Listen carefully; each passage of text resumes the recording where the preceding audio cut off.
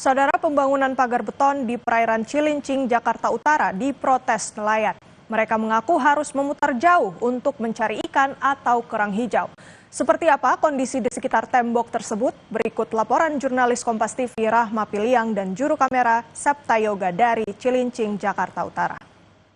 Saudara, di belakang saya ini merupakan pagar beton yang akhir-akhir ini memang menjadi pembicaraan di masyarakat, begitu khususnya di kawasan Cilincing, Jakarta Utara. Ini lokasinya berada di perairan, di dekat dengan desa nelayan Cilincing, Jakarta Utara. Memang kalau kita lihat ya, akan ditunjukkan oleh juru kamera Kompas TV Septa Yoga, ini pagar betonnya memang lumayan tinggi begitu. Kalau misalnya tadi kami sempat bertanya kepada nelayan yang ada di sini, untuk dalam dari lautnya ini sendiri sekitar 7 meter, dan ini untuk ke atasnya mungkin bisa sekitar 2 meter untuk tinggi dari beton dari permukaan lautnya. Dan beton ini sepanjang kurang lebih 1 kilometer begitu di dekat kawasan perkampungan nelayan di kawasan Cilincing, Jakarta Utara. Dan saat ini saya sudah bersama dengan salah satu nelayan, dengan Bapak Aliman. Bapak mungkin bisa dijelaskan ini sudah sejak tahun berapa Bapak untuk beton ini terpasang? Dari tahun kemarin. Tahun kemarin berarti tahun 2024. Iya. Ini proses pembangunannya seperti apa Pak? Apakah langsung di sepanjang ini dibikin atau bertahap? Bertahap. Ini mulai berjalan lagi tahun kemarin dihentikan dulu. Tapi nggak tahu ujung-ujungnya sekarang udah berjalan lagi. Udah berjalan lagi. Iya. Ini Bapak tahu pemiliknya siapa Pak? Kurang tahu. Kurang tahu, dari Iya. swasta apa pemerintah? Kurang tahu juga. Soalnya saya nelayan asli, cuman saya nggak tahu masalah urusan yang begini. Jadi yang setahu saya, ini yang bikin meresahkan jalannya aktivitas kita nelayan. Perahu juga lewatnya kejauhan gitu. Jadi ujungnya nggak tahu bagaimana ini urusannya. Untuk sama pemerintah juga bisa bantu saya nggak kalau begini? Iya.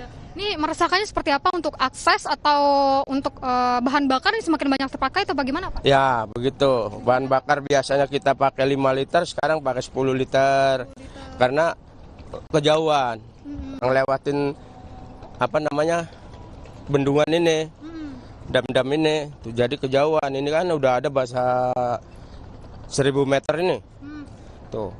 Jadi untuk beli solar aja kadang-kadang kejangkau, kadang-kadang enggak. Begitu, karena kejauhan. Tuh. Berarti kalau biasanya buat nelayan di sini tuh aksesnya berarti langsung langsung mengarah ke sebelah timur begitu ya Pak ya? Kalau sekarang bagaimana, semutar ya? Sekarang nggak bisa, harus mutar balik.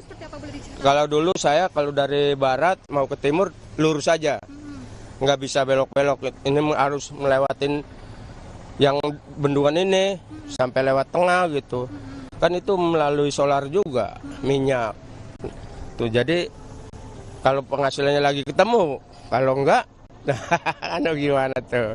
Nah, selain juga akses sama untuk solar begitu ya Pak ya, mungkin untuk ke ikan sama kerangnya itu dampaknya seperti apa Pak? Ya dampaknya kalau dampaknya kerang sama ikan tuh kalau lagi ini suka ada limbah-limbah yang nggak jelas dikeluarin dari PT gitu. Jadi pada mati. Oh iya, berarti ini punya PT begitu ya Pak? Ya kemungkinan bangunan PT ya, orang yang sebelah kan udah jadi tuh.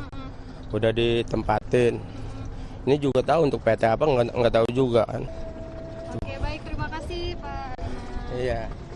Itu saudara, bagaimana penjelasan dari nelayan, salah satu nelayan di kawasan Cilincing, Jakarta Utara ini memang mengakui bahwa ini juga mengganggu bagaimana aktivitas nelayan di sini, baik untuk nelayan yang pencari ikan maupun pencari kerang, dan juga bagaimana dengan kawasan di Cilincing, Jakarta Utara ini yang juga ada limbah yang dihasilkan begitu. Tapi kami akan mencoba untuk menelusuri bagaimana untuk sampai ke ujung sana, kondisinya seperti apa, akan kami laporkan kembali. Rahma Piliang, Septa Yoga, Kompas TV, Jakarta.